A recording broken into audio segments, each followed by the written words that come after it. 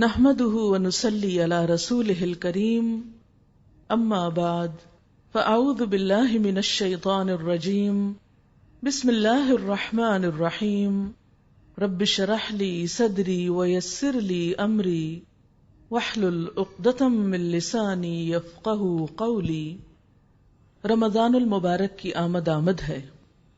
اللہ کا لاکھ لاکھ شکر ہے کہ اس نے ہمیں زندگی میں ایک بار پھر موقع عطا کیا کہ ہم اس کی رحمتوں سے مستفید ہو سکیں۔ کتنے ہی لوگ ایسے تھے جو پچھلے رمضان میں ہمارے ساتھ شریک تھے، یعنی اس دنیا میں موجود تھے، لیکن انہیں یہ رمضان اب نہ مل سکے گا۔ وہ اس بابرکت مہینے کی آمد سے پہلے ہی دنیا سے رخصت ہو چکے، اور ہم نہیں جانتے کہ آئندہ ہمارے لیے ابھی کتنے مواقع باقی ہیں۔ عقل مند انسان وہ ہے جو اپنے وقت کی قیمت جانے، جو اس زندگی سے فائدہ اٹھائے اور اس میں آنے والے بابرکت لمحات اور نیکیوں کے مواقع کو ہاتھ سے نہ جانے دے۔ یہ مہینہ بہت بابرکت مہینہ ہے، ہمیں اس کے شروع ہونے سے پہلے اس کے لیے تیاری کرنی چاہیے۔ قرآن پاک کے ساتھ تعلق کے علاوہ اس مہینے کا خاص کام دعائیں مانگنا ہے۔ خوب فائدہ اٹھائیے، کیونکہ اللہ تعالیٰ کے نزدیک دعا سے بڑھ کر کوئی عبادت نہیں۔ آپ صلی اللہ علیہ وسلم نے فرمایا، اللہ تعالیٰ کے نزدیک دعا سے زیادہ عظمت والا کوئی عمل نہیں۔ آپ سب جانتے ہیں کہ دعا تو تقدیر بھی بدل دیتی ہے۔ ہم میں سے کون ہے جو محتاج نہیں؟ ہم میں سے کون ہے جو ضرورت مند نہیں؟ ہم میں سے کون ہے جو کسی مشکل کا شکار نہ ہو؟ تو کیوں نہ ہم رجوع کریں اس ہستی کی طرف جو تمام مشکلات دور کر دے، اور وہ اللہ رب العزت ہی کی ہے۔ آپ صلی اللہ علیہ وسلم نے فرمایا، دعا نازل شدہ مصیبتوں میں بھی کام آتی ہے اور ان میں بھی جو ابھی اتری نہیں۔ یعنی دعائیں کرتا ہے جب انسان تو کئی آنے والی آفات جو ہیں وہ واپس پلٹ جاتی ہیں۔ حضرت سلمان فارسی کہتے ہیں، اللہ کے رسول صلی اللہ علیہ وسلم نے فرمایا، تمہارا رب بڑا حیا کرنے والا اور سخی ہے، جب بندہ اس کے حضور ہاتھ اٹھاتا ہے تو اسے یہ ہاتھ خالی لوٹاتے ہوئے شرم آتی ہے، وہ قبول کرتا ہے۔ اجیب دعوت الداعی اذا دعانی، میں پکارنے والے کی پکار کا جواب دیتا ہوں جب بھی وہ مجھے پکارتا ہے، لیکن اس کے لیے شرط کیا ہے؟ فلیستجیبوا لی، انہیں چاہیے کہ یہ بھی میری بات مانا کریں، ولیؤمنوا بی، اور مجھ پر ایمان لائیں، لعلہم یرشدون، تاکہ وہ راہ پائیں۔ اس لیے دعا ہر حال میں فائدہ دیتی ہے، خواہ اس کی قبولیت دنیا میں ہو جائے یا اس کی قبولیت آخرت کے لیے محفوظ کر دی جائے، یا اس کے بدلے میں کوئی آنے والی مصیبت ٹال دی جائے۔ دعا پوری توجہ سے کرنی چاہیے، کیونکہ اللہ تعالیٰ غافل دل کی دعا نہیں سنتا۔ دعا کی قبولیت کے اوقات میں سحری کا وقت ہے، جس میں انشاءاللہ روز آپ اٹھیں گے، سحری تیار کر رہے ہیں، میز لگا رہے ہیں، برتن رکھ رہے ہیں، دل میں اللہ تعالیٰ کو پکارتے رہیں، کیونکہ ایک تو مصلی پہ بیٹھ کے فارمل طریقے سے آپ مانگتے ہیں، اور ایک انفارمل طریقے سے آپ کام کر رہے ہیں، دل میں اللہ تعالیٰ سے باتیں کر رہے ہیں کہ اللہ تعالیٰ میری یہ مشکل آسان کر دے، یہ میرا کام ہو جائے، یہ جو بھی آپ کی دنیا اور آخرت کی، کیونکہ مومن صرف دنیا نہیں مانگتا، وہ آخرت بھی ساتھ مانگتا ہے۔ وَمِنْهُمْ مَنْ يَقُولُ رَبَّنَا آتِنَا فِي الدُّنْيَا حَسَنَةً وَفِي الْآخِرَةِ حَسَنَةً، تو اس لیے دنیا اور آخرت کی بھلائیوں کی دعائیں خوب مانگے۔ پھر اسی طرح افطار کا وقت ہوتا ہے تو اس وقت دعا قبول ہوتی ہے، کیونکہ اس وقت رد نہیں ہوتی دعا۔ پھر اذان اور اقامت کے درمیان میں دعا قبول ہوتی ہے، پھر سجدے میں دعا قبول ہوتی ہے، پھر اسی طرح مسافر کی دعا قبول ہوتی ہے، والدین کی دعا اولاد کے حق میں قبول ہوتی ہے۔ لیکن یہ یاد رکھیے کہ رزق حرام دعاؤں کی قبولیت میں رکاوٹ بن جاتا ہے، اس لیے اس بارے میں ضرور کوشش کیجیے۔ اور روزہ ہی یہ شعور ہمیں دیتا ہے کہ جس رب کے حکم سے ہم حلال چھوڑتے ہیں، اس رمضان میں دعائیں مانگیے کہ اللہ تو ہمیں حرام سے بچا لے اور ہر طرح کے حرام کو ہماری زندگی سے نکال دے، تاکہ ہماری عبادتیں بھی قبول ہوں اور ہماری دعائیں بھی قبول ہوں۔ پھر اسی طرح افطاری کے علاوہ سحری کا وقت جو ہے، اس وقت سحری کرنا جو ہے وہ بھی ایک بابرکت عمل ہے، یعنی سحری کے وقت ہم دعائیں بھی کریں اور سحری بھی کریں۔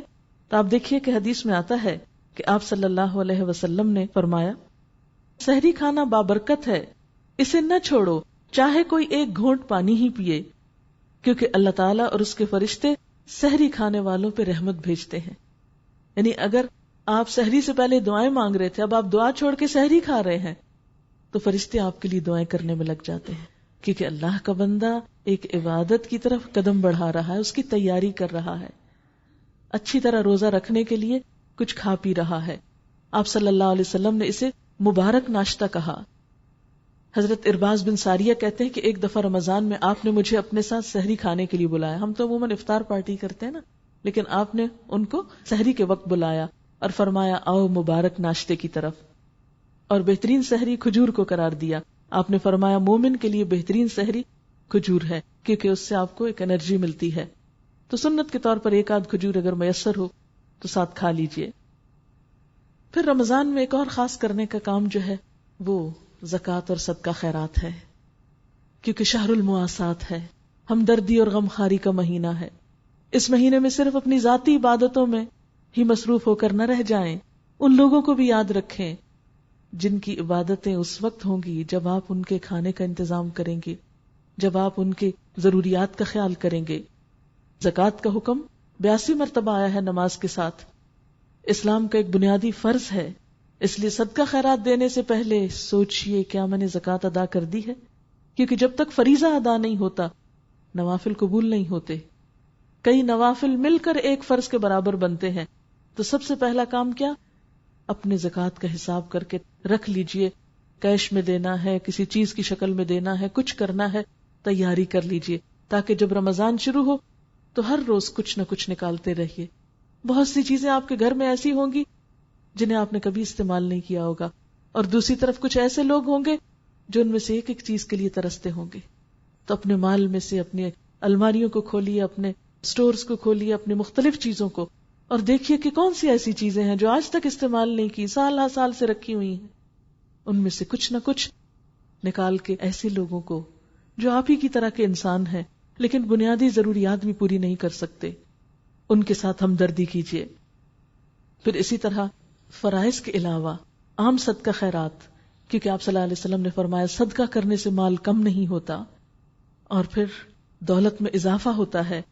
اللہ تعالیٰ فرماتے ہیں وَمَا آتَيْتُم مِّن زَكَاةٍ تُرِيدُونَ وَجْهَ اللَّهِ فَأُولَٰئِكَ هُمُ الْمُضْعِفُونَ، جو زکوٰۃ تم اللہ کی خوشنودی حاصل کرنے کے لیے دیتے ہو، اس سے دراصل اپنے مال میں اضافہ کرتے ہو۔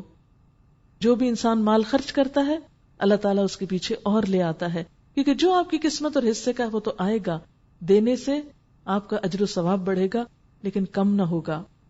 اور اس کے برعکس جو لوگ زکوٰۃ ادا نہ کریں ان کے لیے سخت وعید بھی ہے۔ فرمایا وَالَّذِينَ يَكْنِزُونَ الذَّهَبَ وَالْفِضَّةَ وَلَا يُنْفِقُونَهَا فِي سَبِيلِ اللَّهِ فَبَشِّرْهُم بِعَذَابٍ أَلِيمٍ، جو لوگ سونا اور چاندی جمع کرتے ہیں اور اسے اللہ کے راستے میں خرچ نہیں کرتے، ان کو دردناک عذاب کی خوشخبری سنا دو۔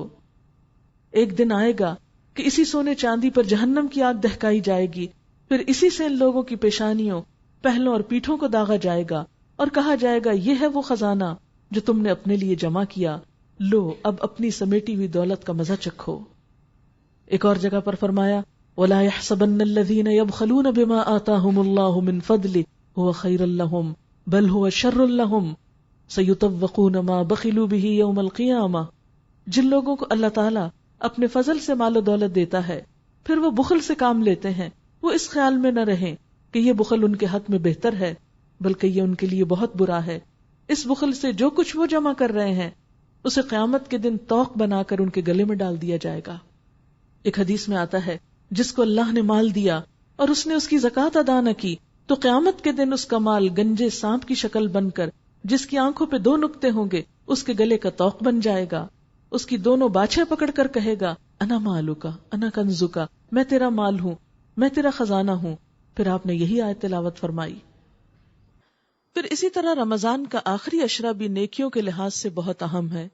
آئیے یہ دیکھتے ہیں کہ اس عشرے میں ہم زیادہ سے زیادہ نیکیاں کس طرح سمیٹ سکتے ہیں۔ آخری عشرے کے کام، حضرت عائشہ رضی اللہ تعالی عنہا نبی صلی اللہ علیہ وسلم کے آخری عشرے کا معمول بتاتے ہوئے فرماتی ہیں جب رمضان کا آخری عشرہ شروع ہوتا تو آپ رات کا بیشتر حصہ جاگ کر گزارتے تھے. اب کیا ہے، نیند کم کر دیتے تھے اور اپنے گھر والوں کو بھی بیدار کرتے، یعنی صرف خود نہیں اوروں کو بھی ساتھ ملاتے، اور عبادت میں خوب کمر کس لیتے اور خوب محنت کرتے. جد و شد المئزر، یعنی کمر کس لیتے، یعنی اپنے آپ کو بالکل فٹ کر لیتے کہ اب عبادت کرنا. اور اس کے لیے انسان کو ذہنی طور پر بھی تیار ہونے کی ضرورت ہوتی ہے کہ پہلے سے ہی پروگرام کچھ طے کرے. بہت سے کام جو آپ آخری عشرے میں جا کے بازاروں کو کرتے ہیں وہ پہلے سے ہی کر لیں تاکہ آخری عشرہ کہیں اور نہیں. کسی کے افطار کرنا کرانا تو وہ بھی ابھی کر لیں، اس وقت میں ایسے شغل نہیں، یعنی وہ آخری عشرہ اور زیادہ عبادت کے لیے خالص کرنا ہے. ایک اور روایت میں آتا ہے کان رسول اللہ صلی اللہ علیہ وسلم یجتہد فی العشر الاواخر ما لا یجتہد فی غیرہ، کہ آپ صلی اللہ علیہ وسلم آخری عشرے میں جتنی محنت کرتے تھے دوسرے دنوں میں اتنی محنت نہیں کرتے تھے. آخری عشرے کی ایک اور عبادت اعتکاف ہے. حضرت عائشہ رضی اللہ تعالیٰ عنہ فرماتی ہیں کہ نبی صلی اللہ علیہ وسلم رمضان کا آخری عشرہ اعتکاف میں گزارا کرتے تھے یہاں تک کہ آپ نے وفات پائی. آپ سے بڑھ کر مصروف اور مشغول کون ہوگا، آپ سے بڑھ کر ذمہ داریاں کس پر ہوں گی، لیکن اس کے باوجود آپ کی عبادت کا حال دیکھیں. ہم ذرا بھی کوئی خدمت خلق کا یا کوئی اور کام کرنے لگتے ہیں تو ہم کہتے ہیں بہت تھک گئے، کون عبادت کرے، اللہ تعالیٰ اسی پہ بہت راضی ہیں کہ ہم بندوں کا خیال رکھ رہے ہیں. ٹھیک ہے، یہ بہت اچھی بات ہے، لیکن عبادت ہے، اور کچھ عبادتیں ایسی ہیں اس پر آپ کمپرومائز نہیں کر سکتے. تو آپ صلی اللہ علیہ وسلم آخری عشرہ ہر سال اعتکاف کرتے تھے. اب آپ میں سے عورتوں کے لیے یہ کام واقعی مشکل ہے، میں نہیں کہتی کہ آپ کریں، لیکن جس کے پاس موقع ہو یا جس کے لیے آسانی ہو، جس کے اوپر ایسی ذمہ داریاں نہ ہو چھوٹے بچوں کی یا کسی بیمار کی یا گھر میں کسی بزرگ کی یا کسی اور اسی طرح کی مثلا تعلیم دینے کی، اس صورت میں جس کے لیے موقع ہو وہ اعتکاف کرے.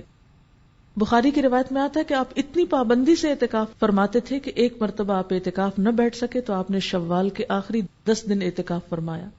اور اعتکاف کرنے کے لیے کیا طریقہ ہے کہ اس میں انسان روزہ بھی رکھے. تو جو لوگ روزہ نہ رکھے پھر وہ خالی اعتکاف نہیں کرتے ہوتے، یعنی مسنون اعتکاف میں روزہ بھی لازم ہے.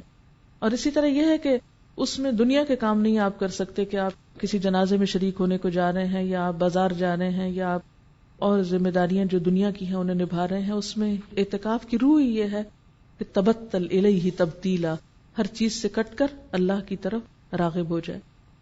پھر آخری عشرے میں لیلۃ القدر کی تلاش ہے. نبی صلی اللہ علیہ وسلم نے فرمایا یہ جو مہینہ تم پر آیا ہے اس میں ایک رات ایسی ہے جو 1000 مہینوں سے بہتر ہے. جو شخص اس سے محروم رہا وہ ہر بھلائی سے محروم رہا. نیز فرمایا لیلۃ القدر کی سعادت سے صرف بد نصیب ہی محروم کیا جاتا ہے. تو ظاہر بد نصیب ہے وہ جو اس کی طاق راتوں کو نہیں جاگے گا یا اس کو تلاش نہیں کرے گا. آپ نے فرمایا من قام لیلۃ القدر ایمانا واحتسابا غفر له ما تقدم من ذنبه، جس نے شب قدر میں ایمان اور احتساب کے ساتھ یعنی ثواب کی نیت سے قیام کیا اس کے پچھلے سارے گناہ معاف کر دیے جائیں گے. اس رات کی خاص دعا بھی سکھائی گئی ہے. حضرت عائشہ فرماتی ہیں کہ میں نے نبی صلی اللہ علیہ وسلم سے پوچھا اگر مجھے معلوم ہو جائے کہ یہ لیلۃ القدر ہے تو میں کیا پڑھوں؟ آپ نے فرمایا یہ دعا پڑھو اللہم انک عفو تحب العفو فاعف عنی، اے اللہ تو بہت معاف کرنے والا ہے، معاف کرنا تجھے پسند ہے، پس تو مجھے معاف کر دے. رمضان کا روزہ ایک طرح کی اجتماعی عبادت بھی ہوتی ہے، ایک اتحاد کی فضا بھی پیدا ہوتی ہے اس مہینے میں. ساری مسلمان سوسائٹی جو ہے یا ساری اسلامک سوسائٹی جو ہے، مسلمان معاشرہ اکٹھے ہو کر پوری دنیا میں روزے رکھ رہے ہوتے ہیں تو وہ سب کے ساتھ ایک ہم آہنگی ہو جاتی ہے. اور ویسے بھی انسان جب خود بھوک سے ہوتا ہے روزے کی حالت میں تو دوسروں کی بھوک پیاس بھی اور دوسروں کی تکلیف بھی ضرور محسوس ہونے لگتی ہے. اس طرح روزہ نفس کا تزکیہ بھی کرتا ہے اور دوسری طرف انسانوں کی ضروریات کا احساس بھی دلاتا ہے. اور جس انسان کو دوسرے کی ضروریات کا احساس ہو گیا یقیناً اس کے دوسرے انسانوں کے ساتھ تعلقات بھی عمدہ ہو جائیں گے. تو باہمی تعلقات کو اچھا کرنے کا بھی ایک موقع ہے.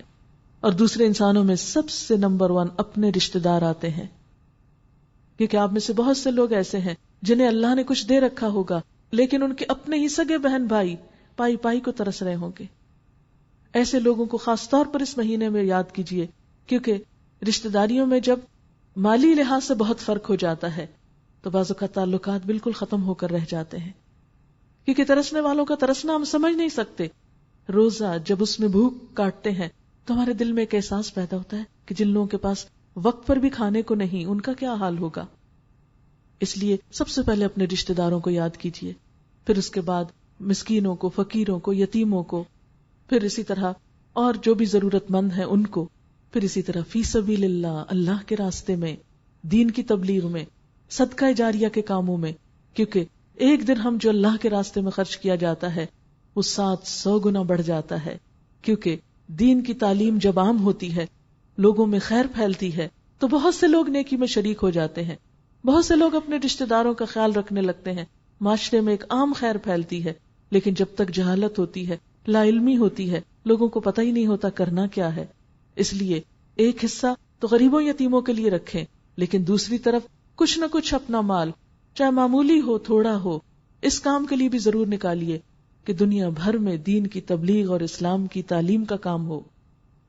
پھر اسی طرح یہ ہے کہ عام طور پر یہ سمجھا جاتا ہے کہ شاید پہننے والے زیور پہ زکوٰۃ نہیں. وہ حدیث معروف ہے جس میں ایک خاتون حضور صلی اللہ علیہ وسلم کے پاس آئیں، ان کے بیٹی کے ہاتھوں میں 2 کنگن تھے جو سونے کے تھے. تو آپ نے پوچھا کہ کیا تم ان کی زکوٰۃ ادا کرتی ہو؟ تو اس نے کہا کہ نہیں. تو آپ نے فرمایا کیا تم پسند کرو گی کہ تمہاری بیٹی کے ہاتھ میں قیامت کے دن آنکھ کے کنگن ہو؟ اس پر اس نے وہ اتارے اور کہا یہ اللہ اور اس کے رسول کے لیے، جس کام میں چاہیں لگا دیں. پھر اور کرنے کا کام کیا ہے کہ آخری عشرے کا اہتمام. آخری عشرہ آپ صلی اللہ علیہ وسلم کا طریقہ کیا ہوتا تھا کہ جب آخری عشرہ آ جاتا تھا تو آپ راتوں کو خود بھی اٹھتے تھے اور اپنے گھر والوں کو بھی اٹھاتے تھے. اور آپ رمضان کی آخری راتوں میں بہت زیادہ سخاوت کرنے والے ہوتے تھے. یعنی رمضان میں ویسے بھی آپ سخاوت کرتے تھے، لیکن آخری راتوں میں خاص طور پر جب آپ جبریل علیہ السلام سے ملاقات کرتے تھے.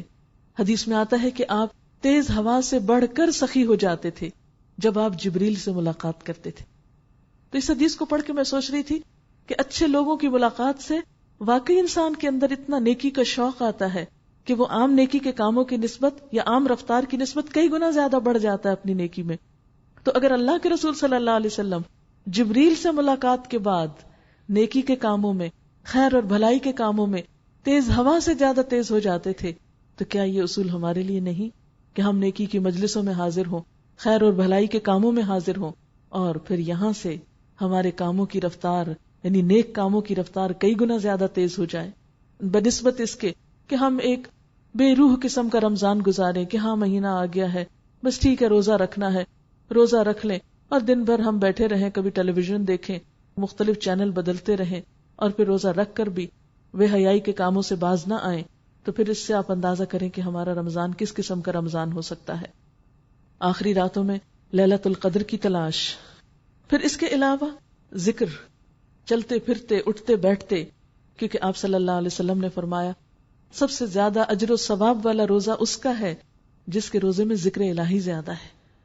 اس لیے تسبیحات وغیرہ پڑھتے رہنا، چلتے پھرتے کام کاج کرتے.